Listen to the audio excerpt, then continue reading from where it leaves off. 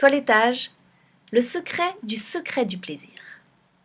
Dans mon précédent billet, je développais ce qui m'a procuré et me procure encore le plus de plaisir dans l'exercice du métier de toiletteur.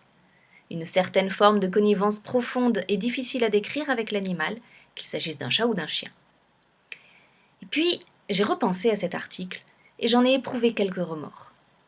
Présenté comme je l'ai fait, les choses paraissent tout à fait naturelles, en quelque sorte presque automatiques. Or, la vérité est que ce n'est pas exactement le cas. Il faut pour que ce plaisir ne s'émousse jamais, et qu'au contraire il ne cesse pas de s'approfondir, y mettre quelques formes que je veux bien vous confier aujourd'hui.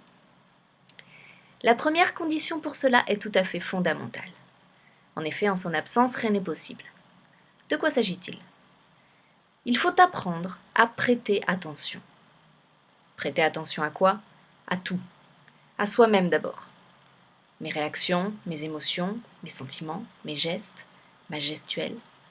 À l'animal, on s'en doute, mais plus encore à la relation que j'établis avec lui, et plus encore aux évolutions de cette relation. Ensuite, prendre une petite part de temps pour analyser, conclure et envisager. Tout cela dans une grande ambiance de modestie.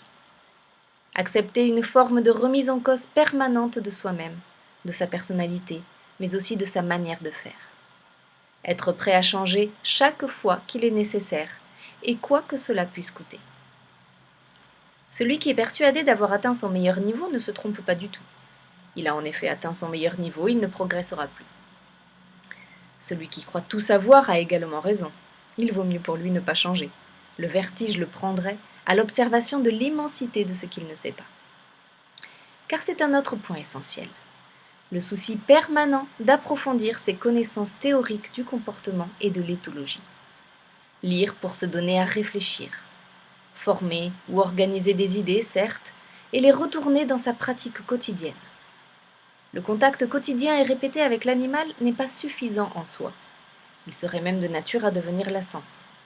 La nature humaine est ainsi faite qu'elle finit par se lasser de tout, même de ce qui l'avait d'abord passionné. Ce qui n'est pas du tout le cas du contact sans cesse approfondi, renouvelé, retravaillé que je suggère. Et la récompense d'un tel parcours est de se rendre compte qu'avec le temps et les années qui passent, le pourcentage des animaux avec lesquels un certain niveau de confiance ne finit pas par s'établir ne cesse de se réduire. Une immense source de réel bonheur.